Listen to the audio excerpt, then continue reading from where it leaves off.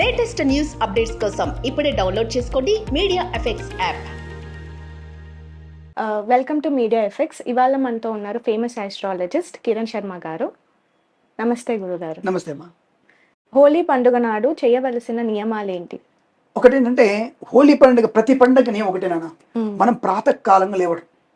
ఇప్పుడు మనం ఇవాళ రేపు వెళ్ళేసి మొహం కూడా కడుక్కోకుండా వాడు బయట నుంచి వచ్చేసి బావమర్దులు వాళ్ళు వచ్చేసి ఈ ఎగ్స్ కొట్టడం, గుడ్లు కొట్టడం, ఇదంతా దౌర్భాగ్య స్థితి. అసలు ఒంటి మీద పడాల్సినవి పసుపు కుంకుమలు మాత్రమే. పసుపు కుంకుమలు ఔషధి కూడా ఉన్నటువంటివి.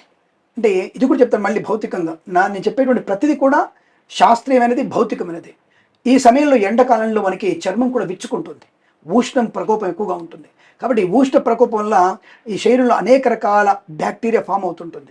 ఇటువంటి బ్యాక్టీరియాని పారదోలడానికి పసుపు కుంకుమలు యాంటీ బ్యాక్టీరియా పనిచేస్తాయి. అటువంటి వసంతోత్సవాన్ని, అంటే ఒక రకమైనటువంటి పుష్పాలు ఉంటాయి మనకి ఎండాకాలంలో, ఎర్రని పూలు, అంటే వాటిని హోలీ పూలు అంటారు. ఆ ఎర్రని పూలని కాచి వడబోసి దాంతో వచ్చేటువంటి రంగును చల్లుకోవాలి.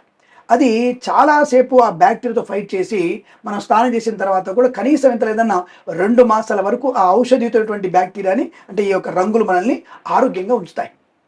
అంటే ఉష్ణాన్ని కలిగించకుండా మనలో బాడీలో ఉన్నటువంటి స్వేదాన్ని, చల్లదనాన్ని ఉంచుతూ స్వేదాన్ని బయటకు తీసుకొస్తాయి. అటువంటి రంగు వసంతోత్సవం మనది. కాబట్టి మనం ప్రాతకాలంలోనే లేచి తప్పకుండా పూజాధికాలు చేసుకోవాల్సిందే. ఈ వసంతోత్సవం ఆడడానికి, హోళీ ఆడడానికి తప్పకుండా మనము శ్వేత వస్త్రాలు మాత్రమే ధరించాలి. తెల్లని వస్త్రాలు ధరించి, అంటే కల్మషం లేనటువంటి మనసుతో అందరం కూడా ఒకరినొకరు ప్రేమించుకోవడం. దీనికి మతము, కులం అనేటువంటి ఎక్కడ ఆచారం లేదు. అందరూ కూడా లోకహితం కొరకు, లోక ప్రశాంతత కొరకు అందరం కూడా ఈ పొద్దున లేచి దైవ కార్యక్రమం పూర్తి చేసుకొని శ్వేతవర్ణం అంటే తెల్ల బట్టలు వేసుకొని ఆనందంగా ఒక వస్త్రాలు, అంటే మనం మధ్యాహ్నం వరకు ఆడాలి. నిజంగా చెప్పాలంటే సాయంత్రం వరకు ఆడకూడదు. మధ్యాహ్నం తదుపరి మనము సహపంక్తి భోజనం చేయాలి. అంటే శుభ్రంగా స్నానం చేసి అందరం తలంటుకొని ఆనందంగా సహపంక్తి భోజనం చేసి అందరికీ కూడా అన్నదానం కూడా చేయాలి. అందరికీ అన్నదానము, అలాగే నీటి దానం కూడా చేసి ఆనందాన్ని పంచుకోవాలి. ఇది విశిష్టమైనటువంటి హోలీ పండుగ విశేషత.